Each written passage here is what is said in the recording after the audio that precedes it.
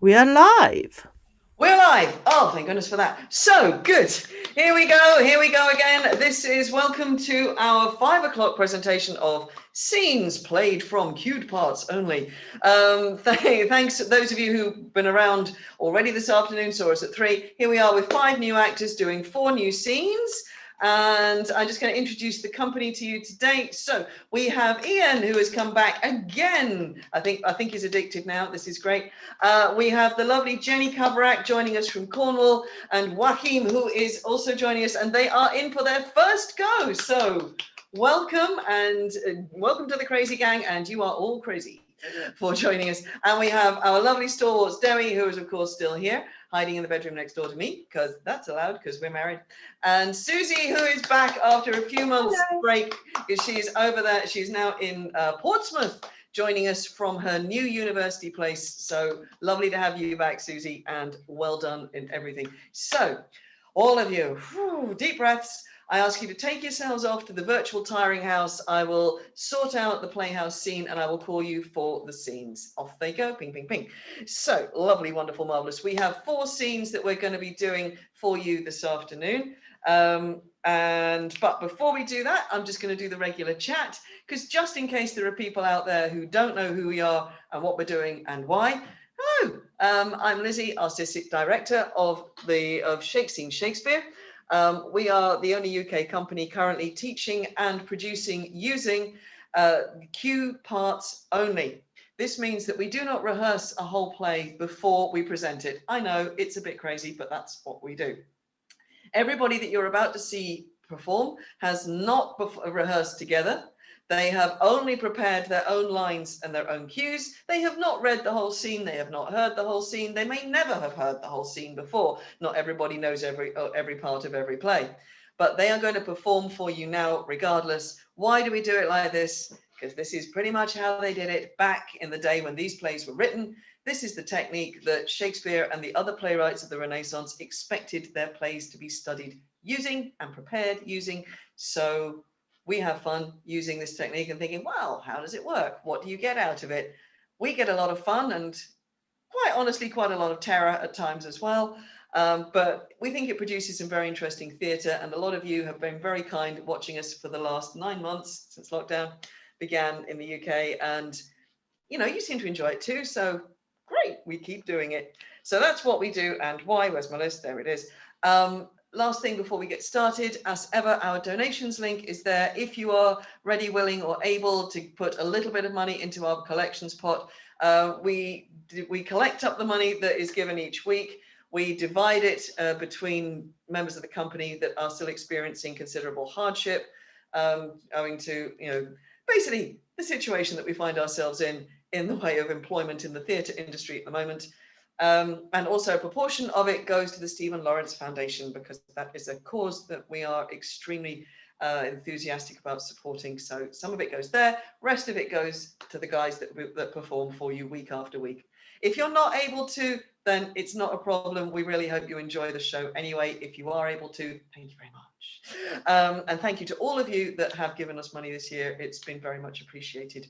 So enough of that bit of paper.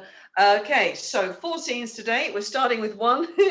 All today's scenes somehow or other have something to do with the feeling of the panto season, slightly hence the Christmas elf outfit, just getting in the spirit of the season, really. So we are starting with a scene from Measure for Measure. Unlikely as that may sound, there are funny bits in Measure for Measure. And in this scene features all this afternoon's company, all working together. So we will see how that goes. So Measure for Measure, we're going to the city of Vienna, which is not a very happy place at the moment. Its ruler, the Duke, has mysteriously gone away and nobody knows where. But he's handed the ruling of the city over to his 2 fellow justices, to Aeschylus and Angelo, which means that these 2 very eminent gentlemen have to deal with every matter of law that comes to them from the people of the city. And that's what's going to happen to them right now. They're going to have to deal with a complaint laid by a worthy constable. And we'll just see how that goes. So all of you are in this. can I just get your mics off and say, are you ready? Yeah. Aye. Yep. Okay, lovely. So, as ever, as soon as I go, the stage is yours. Enjoy, and I'll see you on the other side.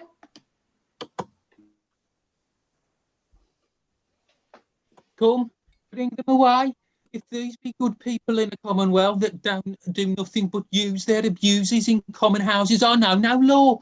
Bring them away.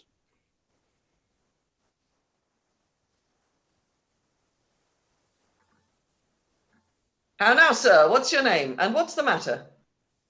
If it please your honour, I am the poor Duke's constable, and my name is Elbow. I do lean upon justice, sir, and do bring in here before your good honour 2 notorious benefactors. Benefactors? Are they not what benefactors are they? Are they not malefactors?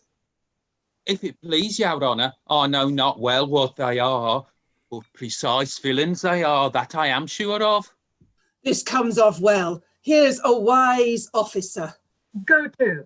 What quality are they of? Elbow is your name? Why dost thou not speak, Elbow? He cannot, sir. He's out at elbow. What are you, sir? He, sir, a tapster, sir, also a pimp, one that serves a bad woman, whose house, sir, was, as they say, plucked down in the suburbs, and now she professes a house in the city, which I think is a very ill house too. How do you know that? My wife, sir, whom I detest before heaven and your honour. How? Thy wife? I, sir, whom I thank heaven is an honest woman. Dost thou detest her, therefore? Oh, I say, sir, I would detest myself also, that this house, if it be not a pimp's house, it is in pity of her life, for it is a naughty house. How dost thou know that, constable? Marry, sir, by my wife, who, if she had been a woman cardinally given, might have been accused in fornication, adultery, and all uncleanliness there. By the woman's means? Aye, sir, by Mistress Overdone's means. Sir, if it please your honour, this is not so. Prove it before these varlets here, thou honourable man. Prove it. Do you hear how he misplaces? Sir, she came in great with child and longing, saving your honour's reverence for stewed prunes, sir. We had but 2 in the house, which at that very distant time stood, as it were, in a fruit dish. A dish of some 3 pence. Your honours have seen such dishes. They are not china dishes, but they are good dishes. Go to. No matter for the dish, sir. No, indeed, sir, not of a pin. You are therein in the right, but to the point. As I say, this Mistress Elbow being, as I say, with child, and being great-bellied and longing, as I said, for prunes, and having but 2 in the dish, as I said, Master Froth here, this very man, having eaten the rest, as I said, and as I say, paying for them very honestly, for, as you know, Master Froth, I could not give you 3 pence again. No, indeed. Very well. You being then, if you be remembered, cracking the stones of the aforesaid prunes. All this is true. Come, you are a tedious fool. To the purpose, what was done to Elbow's wife, that he hath cause to complain of? Sir, but you shall come to it by your honour's leave. And as I beseech you, look into Master Froth here, sir, a man of £80 a year, whose father died at Alamus. Was it not Alamus, Master Froth? All Hallowed Eve. Why, very well. I hope here be truths. He, sir, sitting, as I say, in a lower chair, sir. 'Twas in the bunch of grapes, where indeed you have a delight to sit, have you not? I have so, because it is an open room, and good for winter. This will last out a night in Russia when nights are longest there. I'll take my leave and leave you to the hearing of the cause, hoping you'll find good cause to whip them all. I think no less. Now, sir, come on. What was done to Elbow's wife once more? Once, sir? There was nothing done to her once.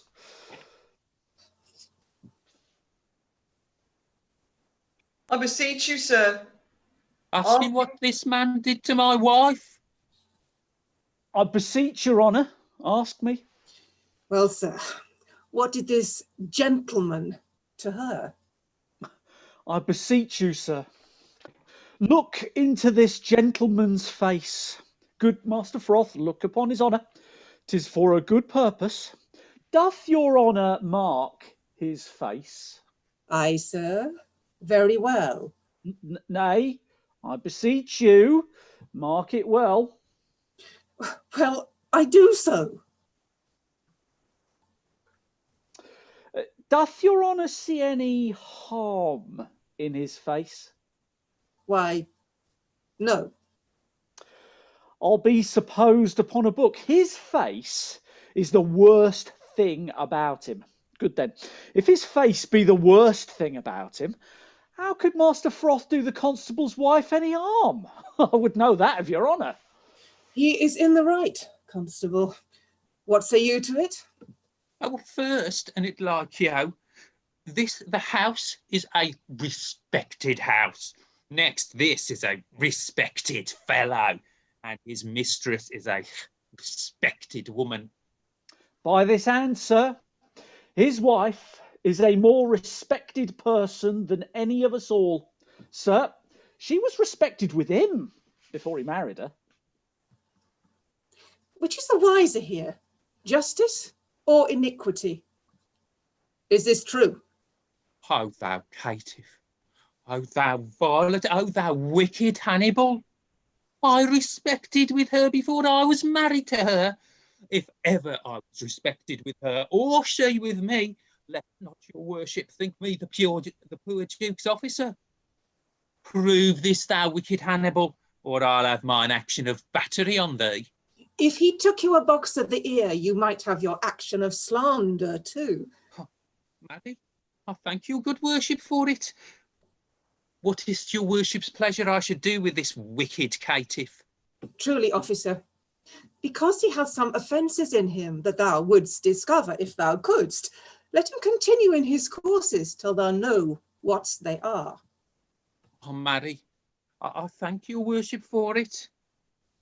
Thou seest, thou wicked varlet, now what's come upon thee? Thou art to continue now, thou varlet, thou art to continue. Where were you born, friend? Here in Vienna, sir. Are you of 80 years, pounds a year? Yes, and it pleased you, sir. So, what trade are you of, sir? A tapster, sir. A poor widow's tapster. Your mistress' name? Mistress Overdone. Hath she any more than one husband? 9, sir. Overdone by the last. 9? Mr. Froth, I would not have you acquainted with tapsters. They will draw you, Master Froth. I thank your worship. For my own part, I never come into any room in a tap house, but I am drawn in. Well, no more of it, Master Froth. Farewell. Mr. Tapster, what is your name, Mr. Tapster?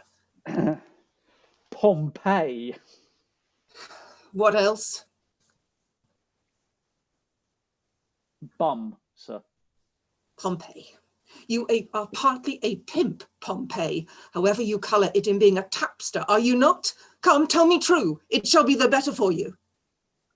Truly, sir, I am a poor fellow that would live. How would you live, Pompey? By being a pimp?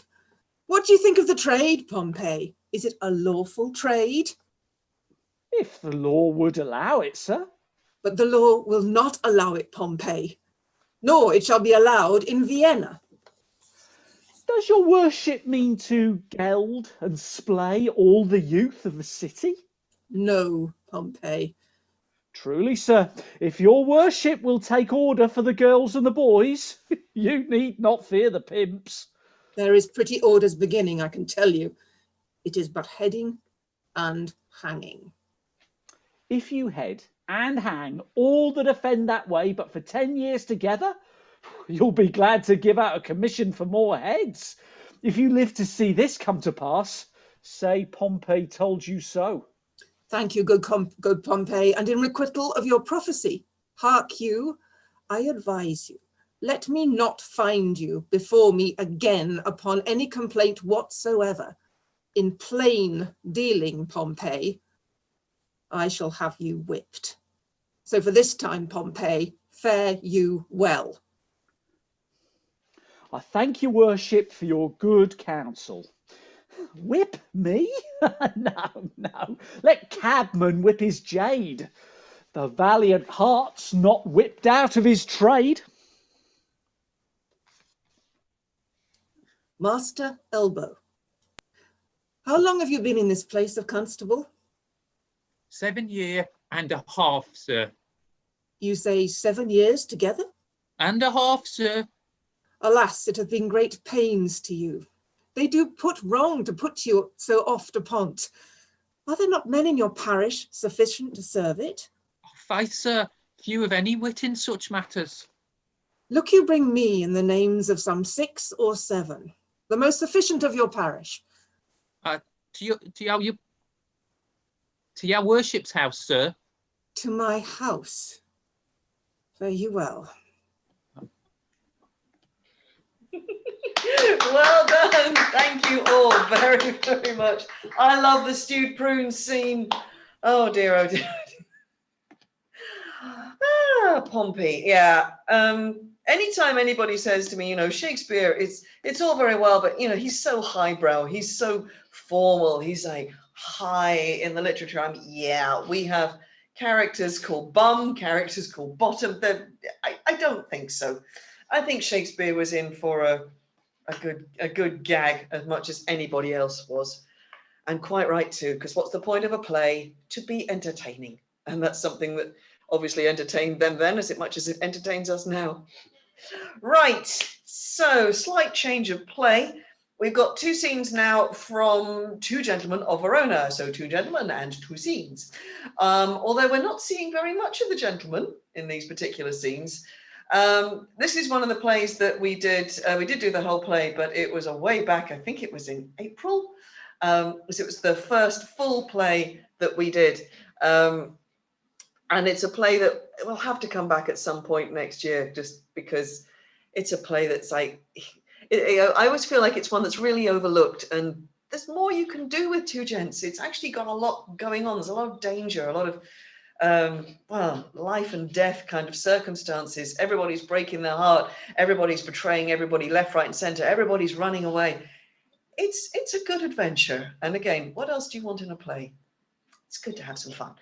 So we are going to go and meet up with one of the 2 ladies of Verona. Well, one lady of Verona, who are part of the story. So the 2 gentlemen are Proteus and Valentine. Valentine has sworn off loving anybody, and he is sent to the court of Milan by his father to improve his education. There he meets and falls in love with the Duke's daughter, Sylvia. His friend Proteus, left behind in Verona, is very much in love with the Lady Julia, and they just manage to sort of plight their affection to each other when whoosh, off goes Proteus to join Valentine in Milan. And that's all well and good. He goes off to Milan. Things happen there that we'll find out about for our second scene. But left behind is the beautiful and brave young lady, Julia, and she is too impatient. She doesn't want to stay behind her beloved Proteus. I mean, they literally basically got engaged one day, and the next day he's gone. And this is too much for Julia. She wants to be with him. Not unreasonable. But she's not entirely sure what to do. So who's she going to take advice from other than her trusty maid, Lucetta, or Lucetta, depending. Honestly, nobody knows. It doesn't really matter. It's her name, whatever. So can I just check whether Julia and Lucetta are reset from their wonderful Measure for Measure characters? Are we ready? Yes. Wonderful. Okay. So as soon as I go, please take us to Verona and let's find out what's going on there. See you in a bit.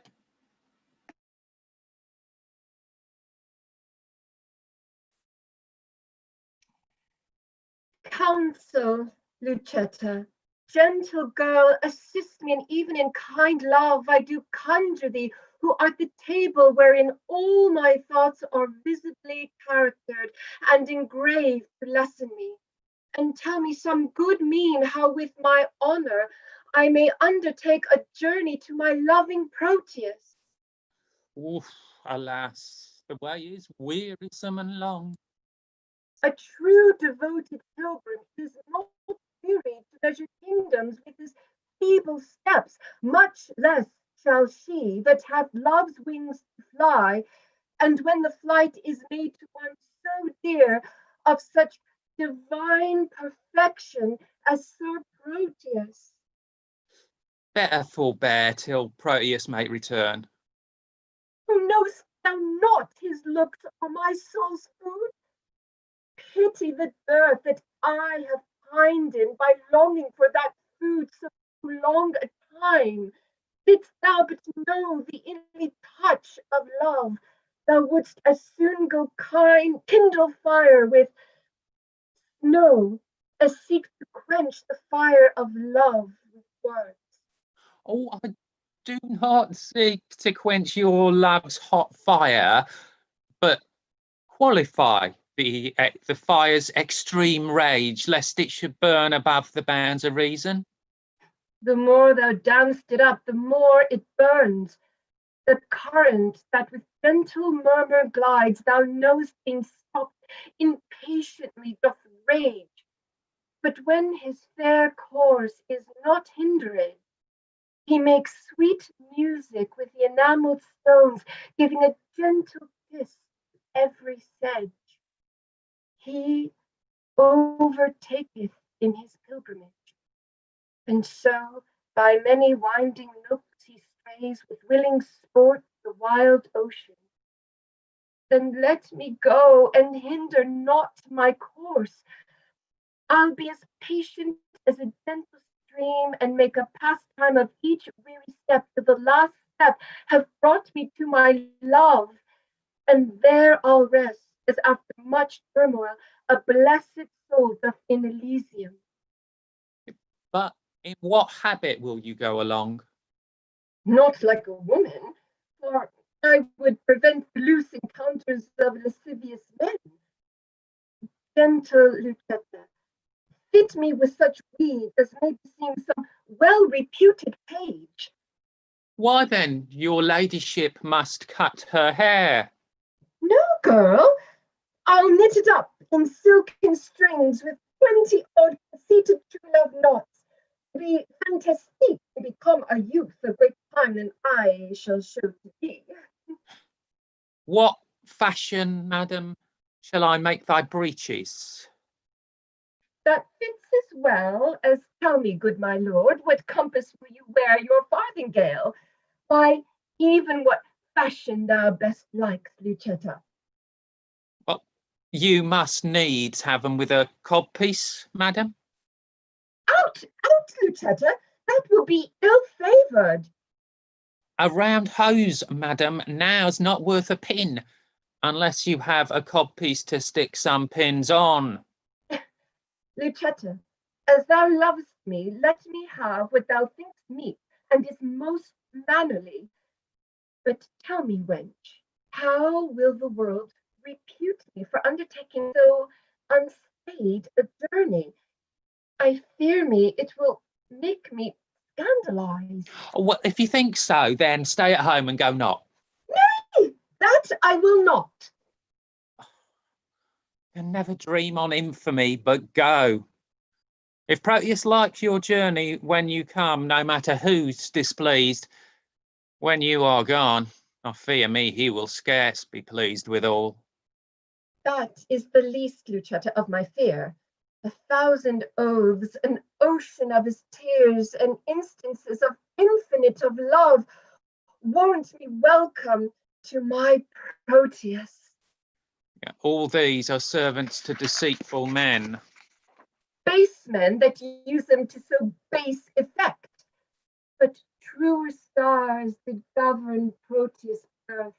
His words are bonds, his oaths are oracles, his love sincere, his thoughts immaculate, his tears pure messengers sent from his heart as far from fraud as heaven from earth.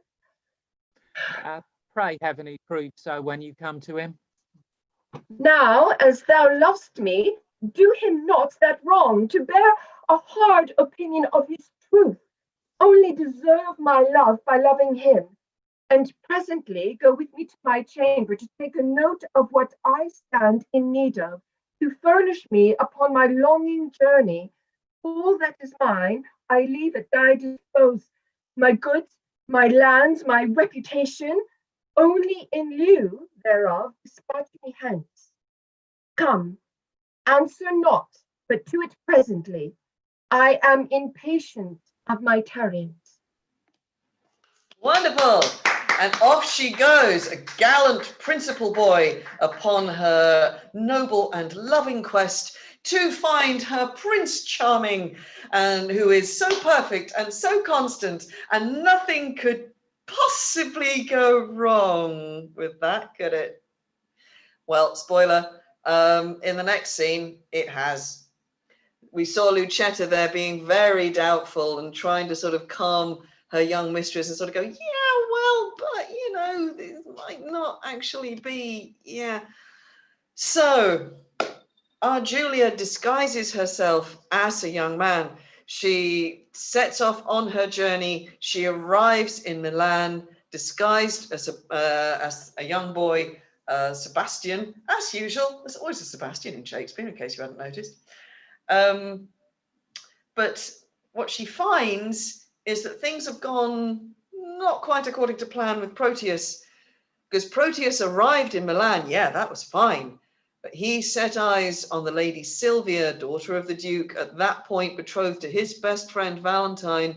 What did he do but fall madly in love with her? And to such an extent that he has forgotten his Julia. He talks about her as if she's dead. And he sees betrayed Valentine. So Valentine is banished. He's also in the process, he's also lied to the Duke and sort of said that he will use his influence with Sylvia to persuade her out of love with Valentine, as if that's possible. Try it sometime, it doesn't work. And yeah, and so now he has leave to court Sylvia. Sylvia, poor girl, is just not having a good time at all between all the men in her life that are trying to run her life. So this is a difficult time. This is a tricky stage that our gallant principal boy and our heroine in distress come and meet each other. So can I just check that we have our, check the list, that we have our Proteus, our Julia, and our Sylvia. Are we ready to go? Yes. Yeah, I think that was 3. Yeah. Good. Excellent. Lovely. Right. So have fun, everybody. I will see you on the other side.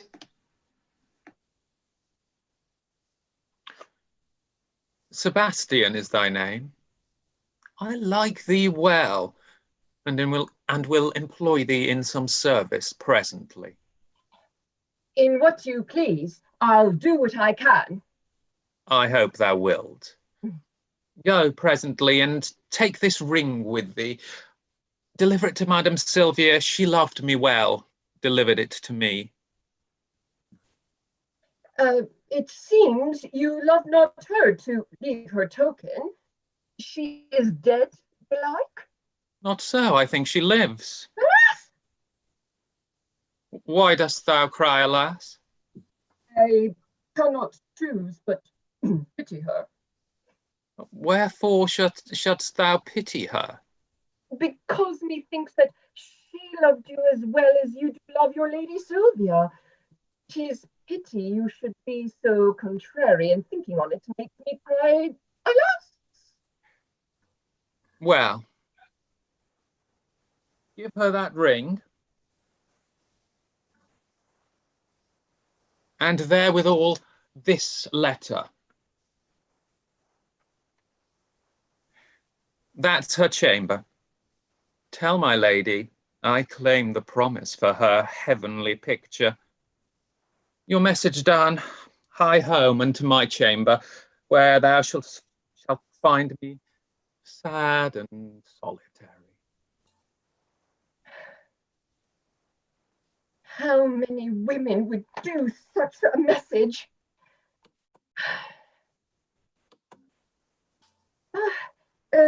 Gentlewoman, good day. I pray you be my mean to bring you where to speak with Madam Sylvia. What would you with her, if that I be she? If you be she, I do entreat your patience to hear me speak the message I am sent on. From whom? From my master, Sir Proteus, madam. Oh, he sends you for a picture. I, madam. Ursula, bring my picture there.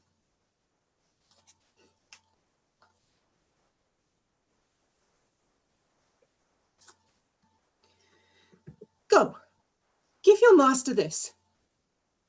Tell him from me one Julia that his changing thoughts forget would better fit his chamber than this shadow. Madam, please you, peruse this letter. There, hold. I would not look upon your master's lines. I know that they are stuffed with protestations, or full of new-found oaths that he will break as easily as I do tear this paper. Madam, he sends your ladyship this ring. The more shame for him that he sends it me. For I have heard him say 1,000 times, his Julia gave it him at his departure, though his false finger hath profaned the ring. Mine shall not do his Julia so much wrong. She thanks you. What sayst thou? I thank you, madam, that you tender her. Poor gentlewoman, my master wrongs her much. Dost thou know her? Almost as well as I do know myself. Belike she thinks that Proteus hath forsook her. I think she doth, and that's her cause of sorrow. Is she not passing fair? She hath been fairer, madam, than she is, when she did think my master loved her well. She, in my judgment, was as fair as you. But since she did neglect her looking glass, and threw her sun-expelling mask away, the air hath starred the roses in her cheeks, and pinched the lily tincture of her face, that now she is become as tanned as I. How tall was she? About my stature, and would I might be dead if I in thought felt not her very sorrow. Alas, poor lady, desolate and left. Here, youth, this is my purse. I give thee this, for thy sweet mistress' sake, because thou lovest her. Farewell. And she shall thank you for it, if e'er you know her. I hope my master's suit will be but cold, since she respects my mistress' love so much. Here is her picture. Let me see. I think if I had such a attire, this face of mine were full as lovely as this of hers. What should it be that he respects in her, but I could make respected in myself? If this fond love were not a blinded God. Come, shadow, come, and take this shadow up, for 'tis thy rival. Oh, thou senseless form, thou shalt be worshipped, kissed, loved, and adored. I'll use thee kindly for thy mistress' sake that used me so, or else, by Jove, I vow I should have scratched out your unseeing eyes to make my master out of love with thee. Well done, Susie. Well, I totally buy that is a very lucky portrait, because I think that would definitely get a good scratching. Well done. That was lovely. I so enjoy that scene. Yes, that's the cross purposes, the women, the fighting. Watch out, man. Women, we'll get you. Women, as to quote Ross from Friends, women talk. We do find out what goes on. We know you. So, just to finish up in our last live scene before Christmas, we're going to Romeo and Juliet, because where else would you go for a funny scene? Well, absolutely no prizes. We're going to meet Juliet and the nurse. Just that one scene, not having the Lady Capulet scene, not this time. No. So, yes, this is a great tragedy, but as in all great theatre, you can only have tragedy with the presence of comedy, and you can only have comedy when you have the real chance of tragedy. So here is one of the lovely scenes between young Juliet waiting impatiently for her nurse to return from her journey into town to meet with Romeo. Now, Juliet only met Romeo the night before, but they're engaged. They're hopefully getting married sometime today. So poor Juliet, apart from she's got a massive crush. She just met the guy of her dreams. She's also desperately on tenterhooks, because there's a bit of it that's going, please don't let me down. Please don't let me down. Please, Romeo, come through. So she's got all kinds of anxiety while she's waiting for her nurse to return with news. So let us see if our impatient Juliet and our worthy nurse, are we ready to go? Yes. Yes. Okay. This is going to be fun. Okay, guys, everybody have a good time. And also look out for the starring role of Susie returning as the speaking, non-speaking servant, Peter, for once more today. So, okay, guys, have fun. I will see you on the other side.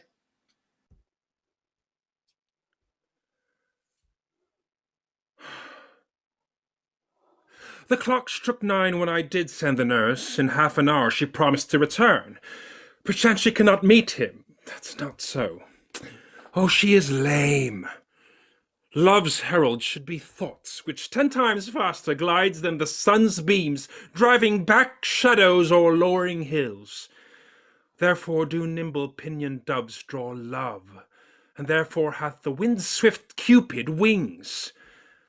Now is the sun upon the highmost hill of this day's journey, and from 9 till 12 is 3 long hours, yet she is not come.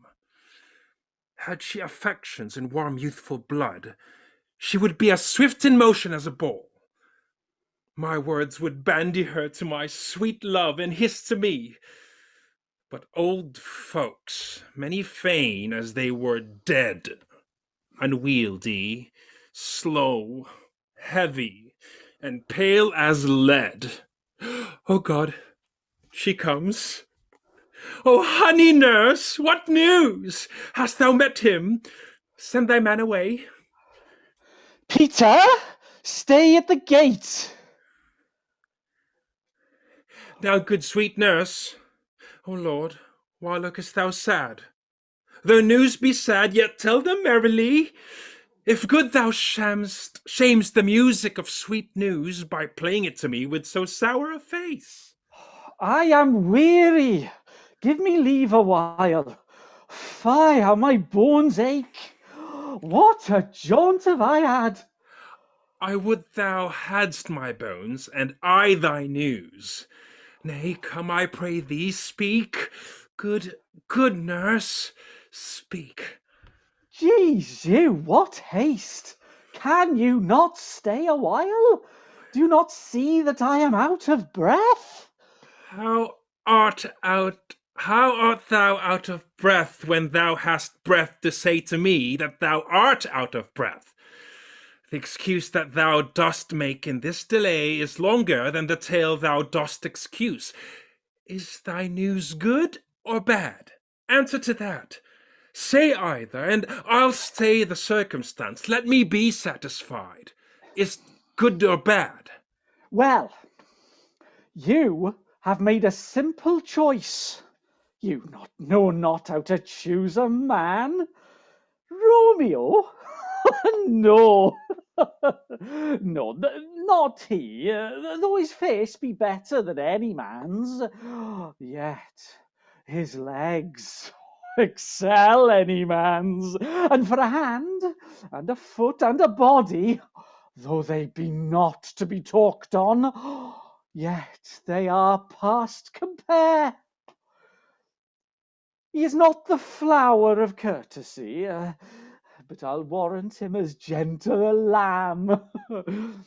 Go thy ways, wench. Serve God. What, have you dined at home? No, but all this did I know before. What says he of our marriage? What of that? Lord, how my head aches. What a head have I! It beats as it would fall in 20 pieces. My back. My back. T'other side. Oh, my back. My back. Beshrew your heart for sending me about to catch my death with jaunting up and down. Faith, I am sorry that thou art not well. Sweet, sweet, sweet nurse, tell me what says my love. Your love says, like an honest gentleman, and a courteous, and a kind, and a handsome, and I warrant a virtuous. Where is your mother? Where's my mother? Why, she is within. Where should she be? How oddly thou repliest. Your love says like an honest gentleman. Where is your mother? Oh, God's lady dear, are you so hot? Marry, come up, I trow. Is this the poultice for my aching bones? Henceforth, do your messages yourself. Here, such a coil! Come, what says Romeo? Have you got leave to go to shrift today? I have. Then hie you hence to Friar Lawrence' cell. There stays a husband to make you a wife. Now comes the wanton blood up in your cheeks. They'll be in scarlet straight at any news. Hie you to church. I must another way to fetch a ladder, by the which your love must climb a bird's nest soon when it is dark. I am the drudge and toil in your delight, but you shall bear the burthen soon at night. Gwail to dinner, hie you to your cell. High to high fortune, honest nurse, farewell. And off they go, high indeed to very high fortune. Okay, that was interesting. Just when you think you've seen it all, they go and bring you something else. Right, everybody back out, please. Everybody back out. Thank you. That was so much fun. Well done, Joachim and Jenny. Well and truly initiated into the family. Thank you for playing with us today. It was an honor and a privilege to have you back in the team. Lovely to have you back, Susie. Thank you. Sorry for my camera failed me in the first scene, so That's the joy of That's the joy of live theatre on the internet, Susie. We call it the pigeon moment, and we go, yeah, that's what happens at the Globe. So thank you all. Thank you. Thank you. I didn't get to see Doey's costume. I'm going to have to see the playback and see the costume. Classic Joey. Sorry, and I've gone and taken it off now as well. Then Sorry you can about all that. chat in the tiring house. Right, so we are back in January. We'll be back on January 3rd doing Scenes Again live. Starting in January, we're going to be doing alternate weeks. So it's going to be scenes, week off, play, week off, scenes, week off, play, week off, and so forth. So January 3rd, we'll be back with scenes. January 17th, we're back with our January play, which is Winter's Tale, which I would think of as a spring play. So we're going to go for a little bit of early spring in January. And then, well, we'll see what the year brings. If you miss us in between times, you can look at any of all our scenes are up from the whole of this year. Blimey, there's a lot of stuff there to entertain you. And we'll also be bringing back for Christmas our midsummer production of Midsummer Night's Dream will be up and available. So again, if you miss us, we'll be there. And we wish you all a very happy, very safe, festive season. In your journeyings and in your gatherings together, please take care of yourselves and each other. We want you all back next year, well and healthy, and that goes for you lot on the screen as well as you lot watching out there. Want you all back. Thank you for an amazing year. We had no idea at the beginning of this year this is what we were going to be doing, but we've had such a great time. We thank you so much for joining us and being part of it with us. So we're wishing you all a very happy festive season, the rest of a good weekend. Have a good week, and we will see you in January. Farewell all, farewell company. Valentina, take us off the air. We'll be back. Bye-bye. I'll jingle. Jingle bells. Jingle bells.